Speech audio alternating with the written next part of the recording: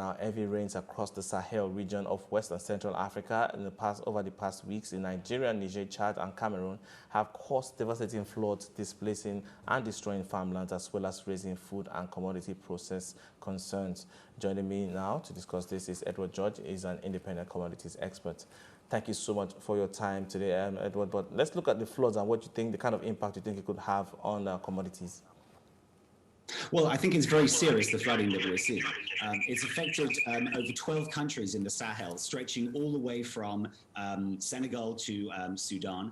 And it's particularly affected Sudan with over 500,000 displaced and maybe 1.2 million displaced in the whole region. And this is going to have a serious impact when it comes to a lot of the crops which are produced, the staples in the Sahel region. And this particularly affects rice as well. And countries like Niger have been particularly badly hit, but also Nigeria, which is the largest producer of rice in Africa. And this is definitely going to have a knock-on effect on commodity prices.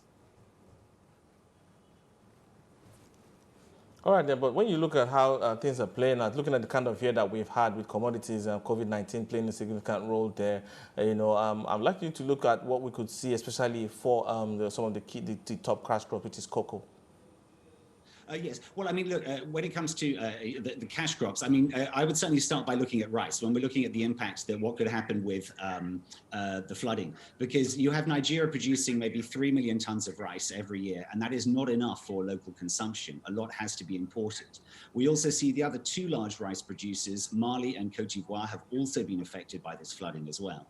And that means many more rice imports. And this is really going to hurt, because rice prices are now the highest they have been for 7 years. In fact, they peaked at over $570 a ton back in April. They've fallen around $100 since, but it's still very expensive.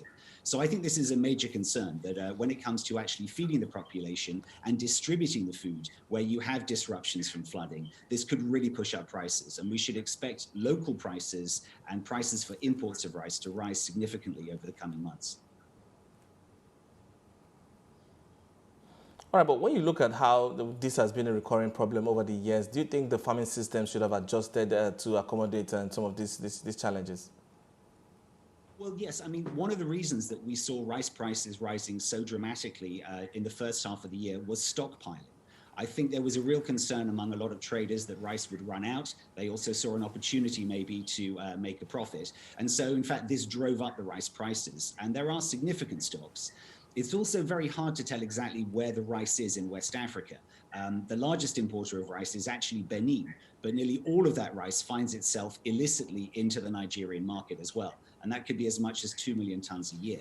So the real question here is about the distribution of rice. Certainly, a lot of governments have reacted very strongly to the COVID outbreak. There have been many different attempts to try and see how they control the spread of the virus and still allow the agricultural sector to operate. And that's why, for example, there's been almost no disruption, for example, to cocoa deliveries, despite the impact of lockdowns, curfews of COVID, simply because a lot of these raw commodities flowing through the value chain, everyone needs them to flow. And they are still succeeding to do so, at least at the moment.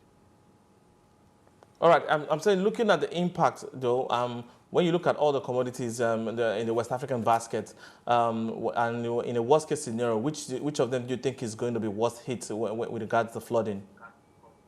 Definitely. When it comes to food, so I've already said rice prices, we've seen them rise locally, and we will see rice shortages, but also maize. Maize is grown in abundance. It's used not just by the population, but also for agriculture. A lot of those areas have been affected. And I think going forward as well, there may be some concern over the sort of dry cultivation that you would have of the other staples in West Africa, which is yams and cassava.